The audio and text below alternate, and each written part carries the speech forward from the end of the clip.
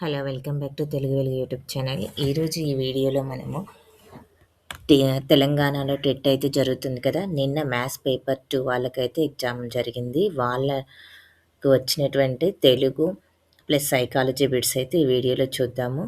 ఇప్పుడు ఈరోజు రాయబోయే సోషల్ వాళ్ళకి కూడా ఎలాంటి బిట్స్ వస్తాయి తెలుగు సైకాలజీలో అనేదైతే చూడండి. దీంట్లో మెయిన్‌లీ మనకి ఈజీగానే వస్తున్నాయి. ఇప్పుడు మార్నింగ్ షిఫ్ట్‌లో ఏ ఏ బిట్స్ వచ్చాయనేది చూడండి. ఒక పద్య పాదం ఇచ్చి ఘన విభజన చేయమన్నారు. అది శార్దూలానికి సంబంధించింది. ఇక అన్యోన్యము అనేది సమాసం ఇచ్చారు. నన్ తత్పురుష సమాసానికి సంబంధించింది. ఈచ్ వన్ టెక్ 1 ఉద్యమాన్ని ప్రవేశపెట్టింది ముద్దు రామకృష్ణయ్య. సంయమి ఉత్పత్త్యార్థము సంయం కలవాడు ఋషి అని. నిత్యము అనేది నిత్యము.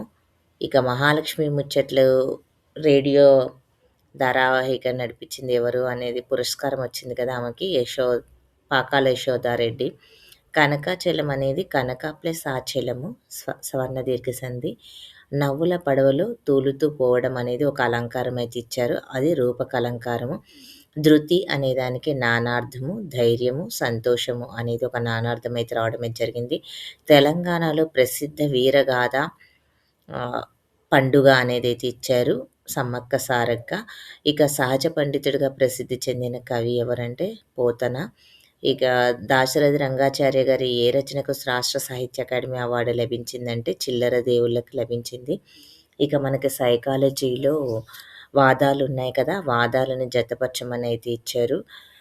ఇంకొకటి ఒక నిర్వచనం అయితే ఇవ్వడం అయితే జరిగింది. ఇలాగా మనకి తెలుగులో అయితే మార్నింగ్ షిఫ్ట్‌లో ఈ విధంగా అయితే తెలుగు నుంచి అయితే బిట్స్ వచ్చాయి. మీరు తెలుగు సోషల్‌కి వెళ్ళేవాళ్ళు ఓవరాల్‌గా మీరు చూసుకోవాల్సింది మనకి ఎక్కువగా పేపర్ 2 వాళ్ళకి 8థ్, 9థ్, 10థ్ నుంచి ఎక్కువగా బిట్స్ అయితే వస్తున్నాయి. అవి కూడా మీరు పర్యాయ పదాలు అవన్నీ ఉన్నాయి కదా!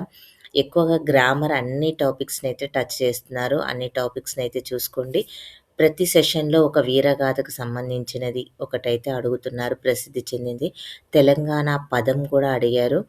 ఇక కవులు, రచనల గురించైతే అడిగారు. మీరు టెక్స్ట్ బుక్ వెనకాల మనకి ప్రకృతులు, వికృతులు, నానార్థాలు, పర్యాయ పదాలు, ఉత్పత్త్యార్థాలు ఉన్నాయి కదా! అవైతే ఒకసారైతే చూసుకోండి. మీకు లెసన్ వెనకాల ఉన్న గ్రామర్‌నైతే ఖచ్చితంగా చూసుకొనెళ్ళండి.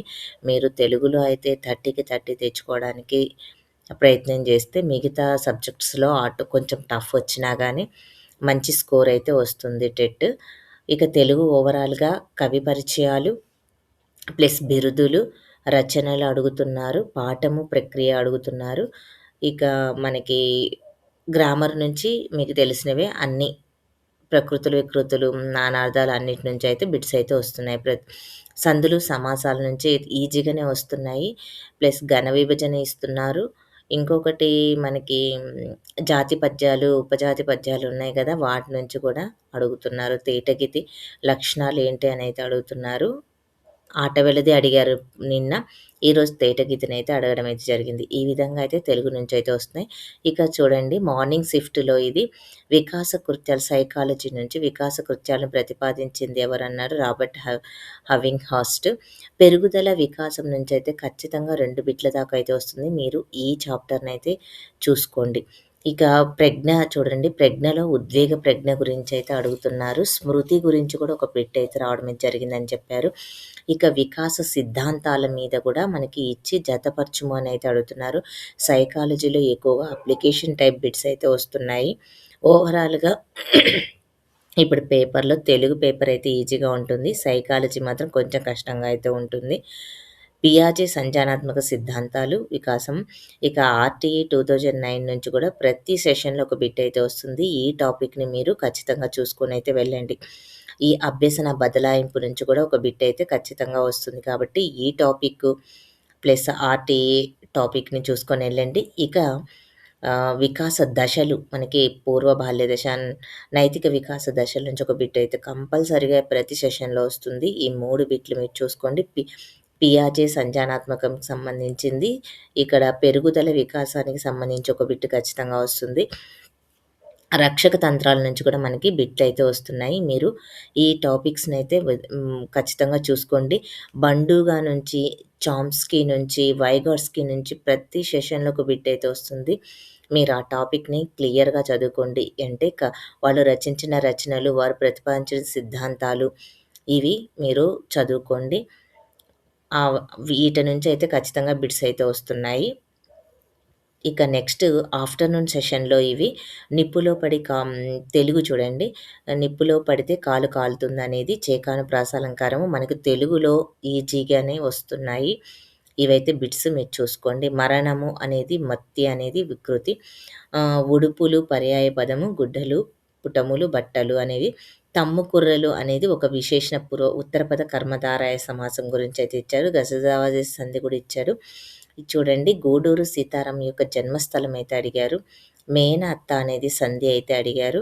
కొట్టం అనేది తెలుగు పదం అయితే ఒకటి రావడం అయితే జరిగింది. రామప్ప రభస రచన ఎవరు రచించారు అనేదైతే ఒక బిట్ అయితే వస్తుంది. తేటగీతి యొక్క లక్షణాలు అడిగారు. ద్వర్తి కావ్యము రచించింది ఎవరు అని కావ్యం పేరిచ్చి రచన ఎవరు అని అడిగారు. ఎలుకూచి బాలసరస్వతి దీనికైతే సమాధానము. విధి అనేది నానార్థం అయితే అడగడం అయితే జరిగింది. అగ్గిబుక్కుట మనకి ఒక జాతీయం అయితే వచ్చింది. చిందు భాగవతంలో ప్రసిద్ధి చెందిన వారు ఎవరు అనంటే చిందు ఎల్లమ్మ. ప్రాణాలు కోల్పోవు అనేది ఒక సంధి అయితే వచ్చింది. ఇక మనకి తెలుగులో ఓవరాల్‌గా ఈజీగానే వస్తున్నాయి. కవి పరిచయాలు 2 సెషన్‌లో పోల్చుకుంటే ఎక్కువగా కవులు వాళ్ళ యొక్క రచనలు అడిగారు. ఇక దీంట్లోనేమో మనకి ఇక్కడ చూడండి త్వర్తి కావ్యము, ద్వర్తి కావ్యాలున్నాయి గదా! వాటి నుంచయితే ఒక బిట్ అయితే వచ్చింది. మీరు శతకసుధనైతే చూసుకోండి. శతకసుధలో వాళ్ళు రచించిన రచనలు అడుగుతారు. మనకి మీరు పేపర్ 2 వాళ్ళు నైన్త్ క్లాస్‌లో ఎక్కువగా బిట్స్ అయితే వస్తున్నాయి. 8, 9, 10 ఓవరాల్‌గా చూసుకొనైతే వెళ్ళండి మీరు. ఈ గ్రామర్ ఆ మూడిటి నుంచయితే వస్తున్నాయి. ఇక్కడ కవులు రచనలు గూడా 3 తరగతుల నుంచే వస్తున్నాయి. ఇక సైకాలజీ బిట్స్ అయితే చూడండి. పెరుగుదల, వికాసం నుంచయితే 2 ప్రశ్నలైతే రావడం అయితే జరిగింది. స్కిన్నర్ గురించయితే కార్యసాధక నిబంధన, శాస్త్రీయ నిబంధన, కార్యసాధక నిబంధన 2 చూసుకోండి. ఈ రెండిట్లో నుంచి మనకి ఏదో ఒక దాంట్లో నుంచయితే ఒక బిట్ అయితే వస్తుంది. ఈ కోల్డ్ వర్క్ నైతిక వికాసాల నుంచి, నైతిక దశల నుంచి ఒక బిట్ ప్రతి సెషన్‌లో అయితే వస్తుంది. ఆర్‌టిఏ 9 చూడండి. మనకు సెక్షన్స్ ఉన్నాయి కదా! ఏదో ఒక సెక్షన్ అయితే అడుగుతున్నారు. ఆర్‌టిఏ 9 వెరీ ఇంపార్టెంట్. దీంట్లో మీరు బిట్ అయితే పోగొట్టుకోకండి. ఇక్కడ మీరు ఇది చూసుకోండి. వికాస నియమాలు కూడా అడుగుతున్నారు. అభ్యసన నియమాలు కూడా అడుగుతున్నారు. అభ్యసన బదలాయింపులు అడుగుతున్నారు. అభ్యసన నియమాలు, మనకు అభ్యసన లెసన్ అనేది ఓవరాల్‌గా మీరు చూసుకోండి.